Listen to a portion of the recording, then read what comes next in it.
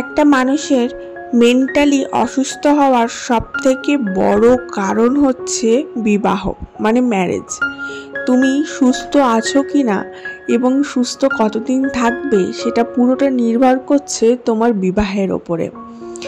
অনেকে কিছু না ভেবেচিন্তে সমাজে চলতে বয়স বাড়ছে, মা বাবার কথা, বিয়ে করতে হবে, সেক্সের চাহিদা রয়েছে, এই সমস্ত কিছুর জন্যে হঠাৎ করে ম্যারেজ করে নেয়।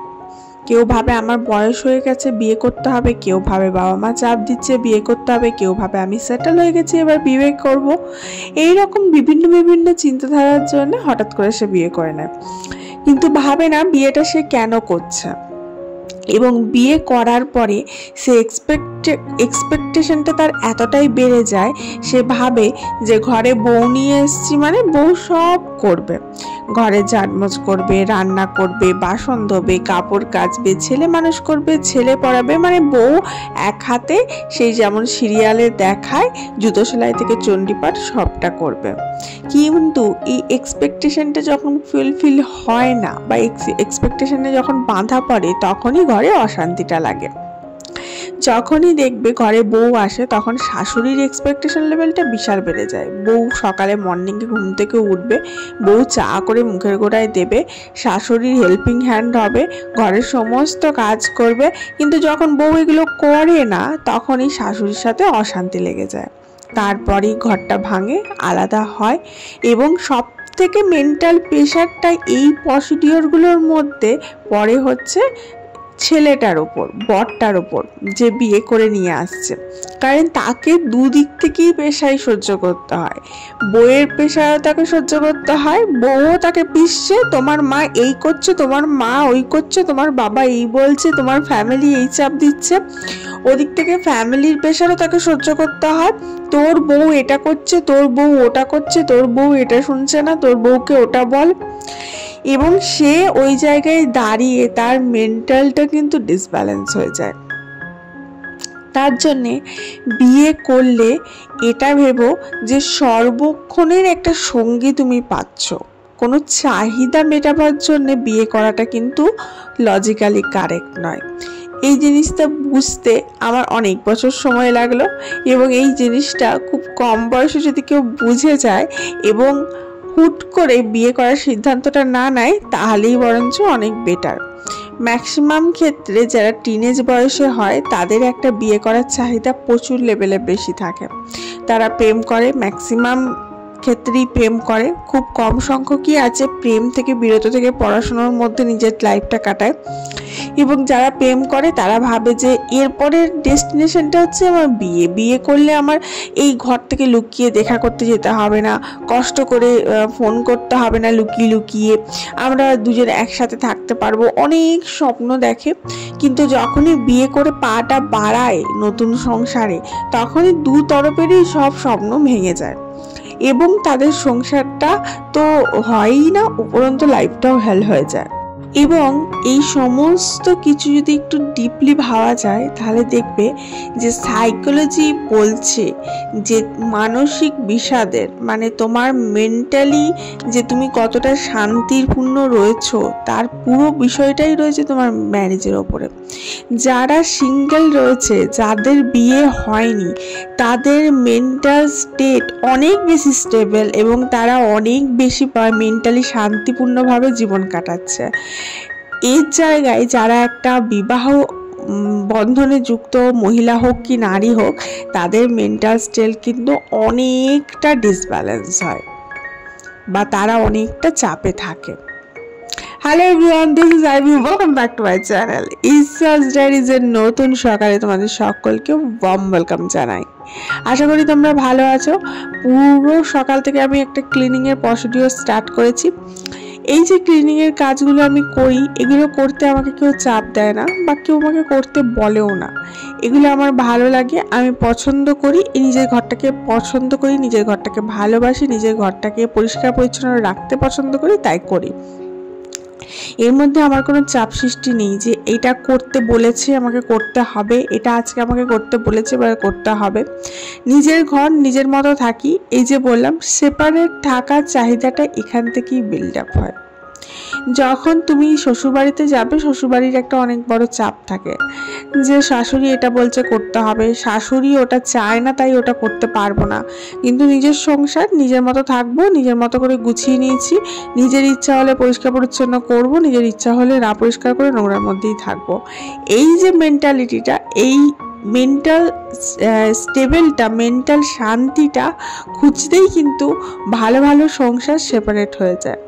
ম্যাক্সিমাম ক্ষেত্রে আমাদের ফ্ল্যাটে আমরা রয়েছি, আমাদের ফ্ল্যাটের আশেপাশে ম্যাক্সিমাম ক্ষেত্রে দেখি যে সব সেপারেট হয়ে যাচ্ছে। মানে হয় ম্যাক্সিমাম ক্ষেত্রে বুড়ো বুড়ি রয়েছে কোথাও, ওল্ড এজ আর কি রয়েছে, ওল্ড ওম্যান, ওল্ড ম্যান রয়েছে কোথাও, আর কোথাও রয়েছে সিঙ্গেল ফ্যামিলি যেখানে সে হাজব্যান্ড ওয়াইফ বাচ্চাদের নিয়ে রয়েছে, বা কোথাও রয়েছে হাজব্যান্ড ওয়াইফ বাচ্চাদের নিয়ে রয়েছে, বয়স্ক মা বাবাকে গ্রামের বাড়িতে পাঠিয়ে দিয়েছে।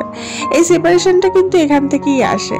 অ্যাডজাস্টমেন্ট লেভেলটা অনেকটা কমে গেছে, কারণ আগেকার দিনে আমাদের মারা অনেক কিছু মুখ বুঝে সহ্য করে নিয়েছে, যেটা এখনকার দিনে আমরা করব না বা আমরা করি না। কারণ আমরা অনেকটা আধুনিক হয়েছি, অনেক পড়াশুনো শিখেছি এবং আমরা জানি যে নিজেদের ভালোটা নিজেকেই রাখতে হবে। তখনকার দিনে মারা নিজেদেরকে ভালো রাখতে জানতো না, তখন মারা নিজেদেরকে পুরোটাই স্যাক্রিফাইস করে দিত নিজের সন্তান, সংসার এবং সংসারে থাকা লোকগুলোর জন্য। আমরা এটা জানি যে আমাদেরকে নিজেদের স্যাক্রিফাইস করার আগে নিজেদেরকে ভালো রাখতে হবে, নিজেদেরকে ভালো রেখে তারপরে আমি বাকি সবার জন্য করব। কারণ নিজের ভালোটা নিজেকেই বুঝতে হবে, সেটা কেউ বলে দেবে না, কেউ বুঝিয়ে দেবে না। ম্যাক্সিমাম সংসারই ভাবে ঘরে বউ নিয়ে আসা মানে একটা ফ্রি ফান্ডের কাজের লোক চলে আসা।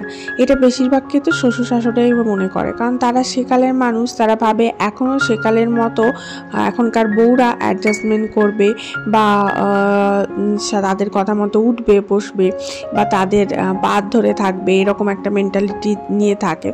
এবং সেটা যখন পায় না, ফুলফিল হয় না, তখনই বউকে যত না বলতে পারে ডাইরেক্টলি, ইনডাইরেক্টলি বলে, আর বেশি চাপটা দেয় ছেলেদের ওপরে। তার জন্য পেশাইটা কিন্তু পিছতে হয় কিন্তু ছেলেদেরকে। তারা মোটামুটি একটা স্যান্ডউইচের পজিশনে চলে যায়। তার জন্যে যখন তুমি নিজে ক্যাপেবল হবে তখনই তোমার বিয়ে করাটা সাজবে, আর যদি নিজে ক্যাপেবল না হও ততদিন বিয়ে না করাটাই বেটার।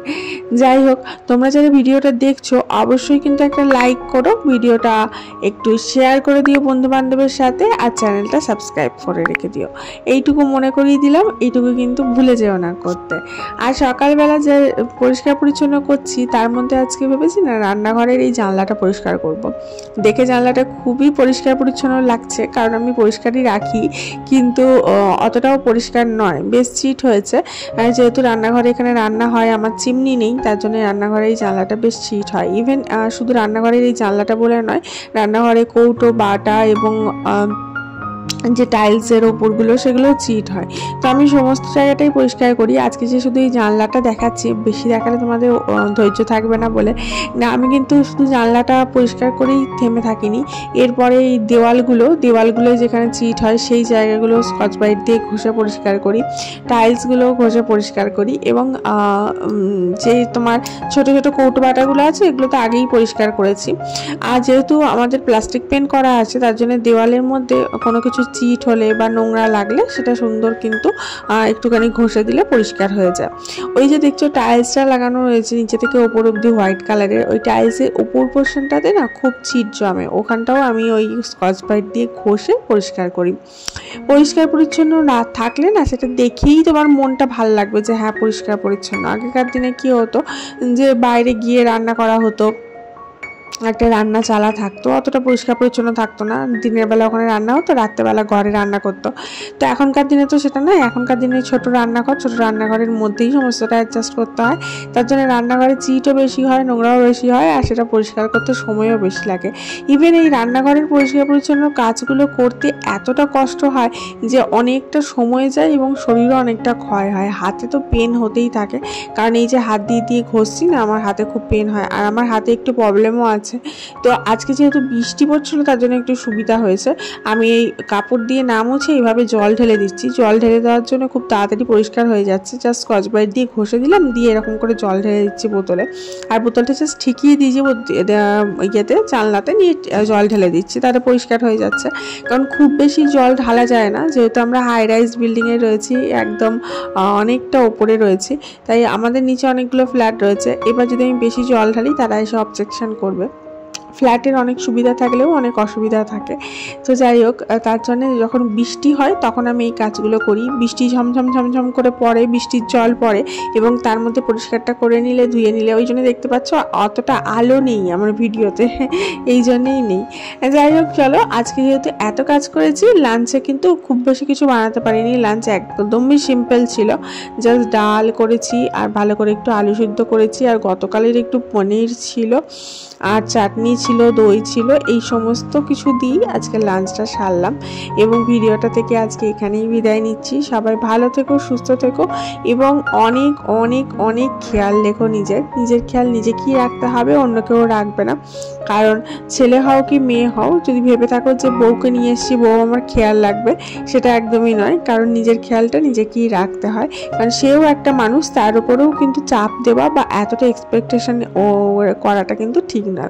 আর গরম গরম একটু পেঁয়াজি পকোড়া ভেজেছিলাম, যেটা খেতে আমার মেয়ে ভীষণ পছন্দ করে, আমারও ভাল লাগে। আর ডালটা একটু রসমের মতো করেছিলাম, সর্ষে দিয়ে ফোড়ন লাগিয়ে, খানিকটা ওই সাউথের ডালের মতো। এই ডালটা খেতে আমার খুব ভালো লাগে। আর একটু কারি পাতা দিয়ে এই ফোড়নটা লাগালে না, ডালটা একটু রসম রসম খেতে লাগে, ঠিক যেন সাউথ ইন্ডিয়ার ডালের মতো খেতে লাগে। যাই হোক, চলো আজকে এখানেই বিদায় নিচ্ছি। দেখা হচ্ছে কালকে আবার একটা নতুন ভিডিওর সাথে। সবাই ভালো থেকো, লাভ ইউ অল।